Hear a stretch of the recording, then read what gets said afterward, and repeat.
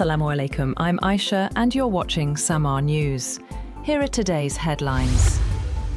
Gulf hostilities have flared anew, with the US military saying Iranian missile attacks on Bahrain, Kuwait and other regional targets have been either thwarted or failed. US Central Command said the military downed Iranian drones targeting civilian ships and US forces in Kuwait and carried out strikes on Qeshm Island near the Strait of Hormuz following attempted attacks by Iran. According to Iranian state media, the country's Revolutionary Guards attacked the US Fifth Fleet headquarters located in Bahrain, as well as an airbase and helicopters in an unspecified regional country using missiles and drones, in response to what the IRGC described as a US attack on a communications tower south of Qeshm.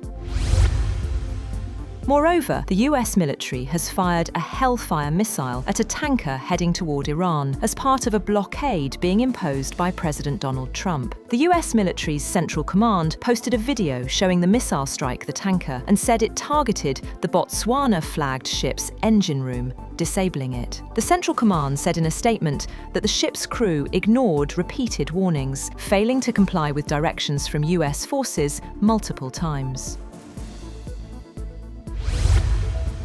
The United States also announced sanctions on Iran's biggest cryptocurrency exchange, accusing it of enabling the Iranian government and blacklisted state institutions to circumvent Western sanctions. Treasury Secretary Scott Bessent said in a statement that while Iran's economy is in freefall, the regime has chosen to co-opt digital asset technologies for its own corrupt agenda, including evading sanctions and transferring wealth out of the country.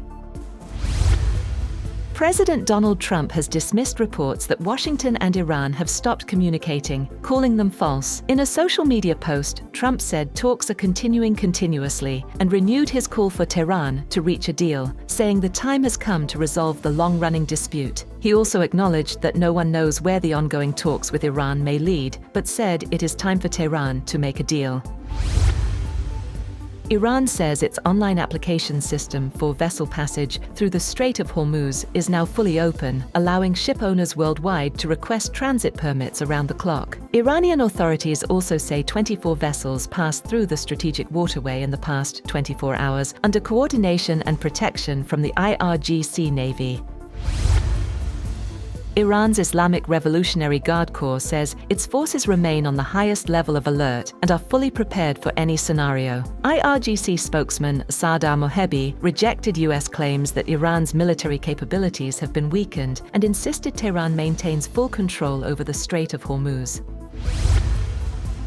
President Donald Trump has appointed Bill Poult as acting director of national intelligence. Poult, who currently oversees federal housing finance programs, will now temporarily lead America's intelligence community following the departure of Tulsi Gabbard.